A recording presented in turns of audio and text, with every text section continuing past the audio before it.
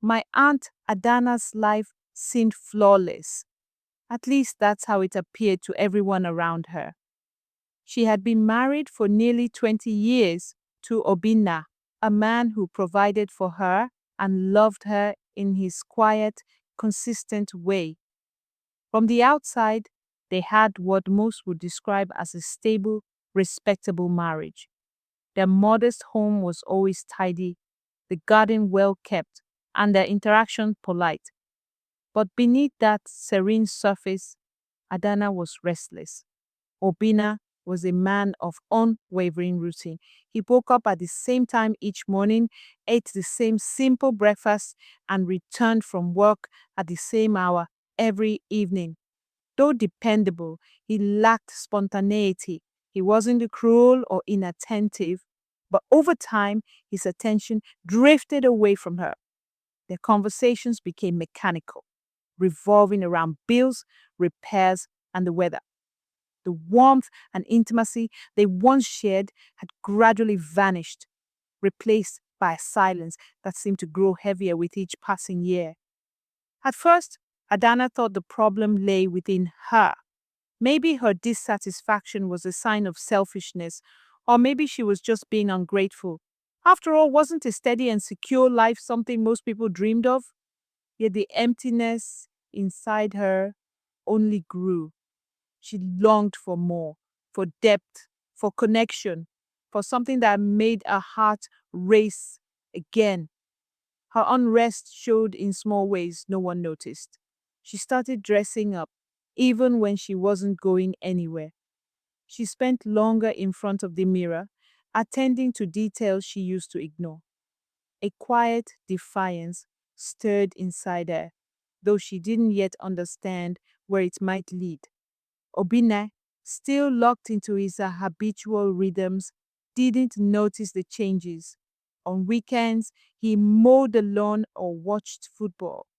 Even when they sat in the same room, the emotional distance between them felt unbridgeable. Adana would glance at him, wondering if he sensed her unhappiness, but he never asked.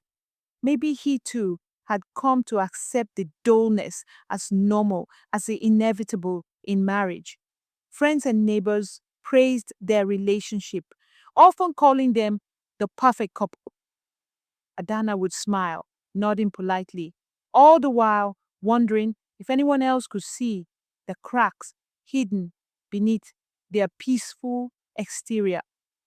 She envied those who spoke of passion and adventure, even if she believed such things were no longer meant for her. She thought about telling Obina how she felt, but the words never made it out. How could she explain something she didn't fully understand? It wasn't that she didn't care for him. She did, but love alone no longer seemed to be enough. She felt like a shadow of herself, playing a background role in her own life. What she didn't realize then was that this restlessness marked the beginning of a transformation, one that would change everything. It was the calm before the storm. The early rumble before the ground beneath her began to shift. One afternoon, everything changed. She was running errands in town, stopping at a small cafe she rarely visited. While waiting in line, a rich, deep voice behind her said, "Excuse me, do you know if this place serves espresso?" She turned around and saw him, Kwame, a tall, confident Ghanaian American man with an easy smile that instantly caught her off guard. Adana stammered something about the menu and stepped aside, feeling embarrassed by her reaction. There was something magnetic about him, something different and hard to ignore. After paying for her coffee, she stepped outside. But before she could leave, Kwame approached her again. "Thanks for the help in there," he said with a grin, holding his cup. "I'm new in town. Appreciate the guidance." The conversation was short, but it left her flustered in a way she hadn't felt in years. He introduced himself casually, explaining he'd recently moved to the area for work. His charm wasn't forced, It flowed naturally from his confidence and warmth, qualities that felt both foreign and intoxicating to her. She caught herself smiling more in that brief exchange than she had in weeks. Over the next few weeks, their paths crossed again at the market, at the park, and even during her solitary evening walks. Each encounter felt spontaneous. They started with brief greetings, then slowly shifted into longer, more personal conversations. Kwame asked her about her interests, her dreams, what brought her joy, question no one had asked her in a long time. Her instinct was to keep him at arm's length. She knew how it might appear, how dangerous the path could be.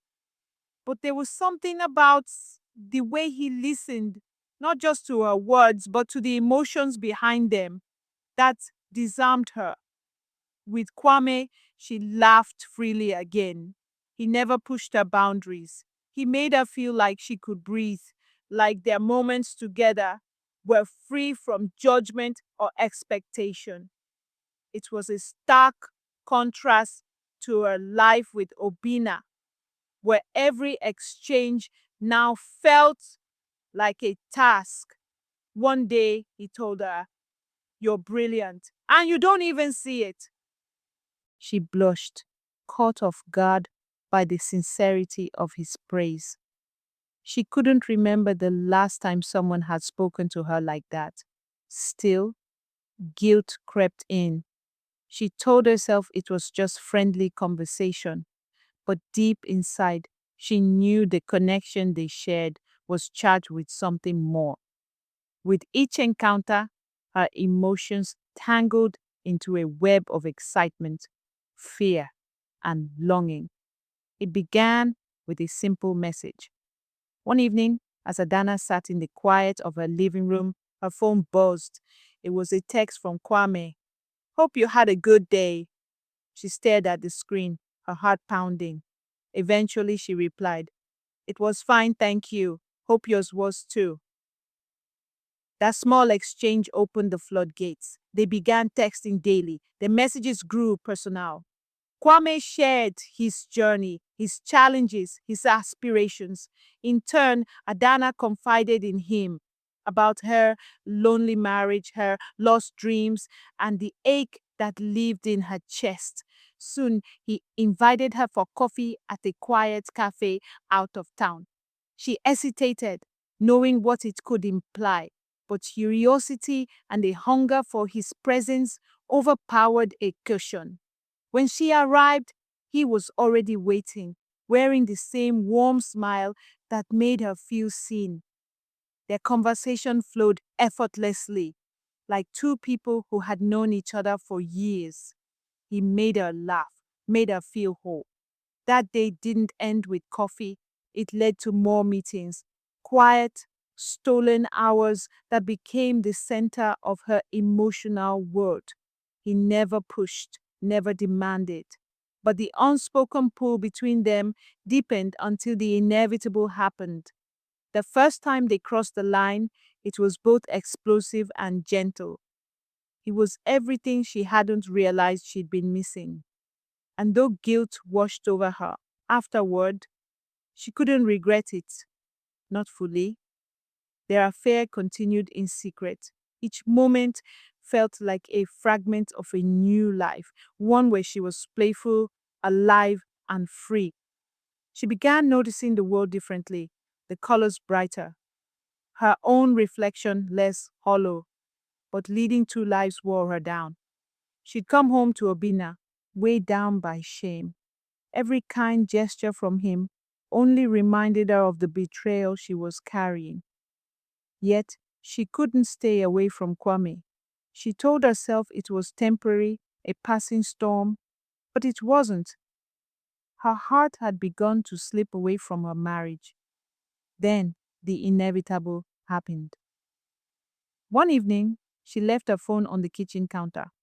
A message from Kwame lit up the screen, harmless in words, intimate in tone. Obina saw it. He said nothing at first, but the air between them thickened.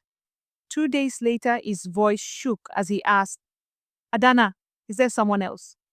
She couldn't deny it. The weight of her choices collapsed on her shoulders. What followed was chaos, anger, heartbreak, tears. Obina demanded explanations she struggled to give. How could she describe the ache she'd buried for years? How could she explain the feeling of being seen again, heard again? Their community didn't stay silent. Word of the affair spread. Friends stepped back. Family members voiced their disappointment. The illusion of perfection crumbled. Her relationship with Kwame couldn't survive the storm. He cared for her. But the damage was too deep. They parted quietly, knowing love wasn't always enough. Adana was left to piece together what remained. She and Obina separated, though not without long, painful conversations. She didn't blame him entirely. She saw her own flaws, her own silence, but she also understood she had been searching for something Obina couldn't give her, something she hadn't even known she needed. Months later, as she reflected on everything, she felt both sorrow and clarity. The affair had cost her dearly, her marriage, her peace, her reputation, but it had also forced her to confront herself.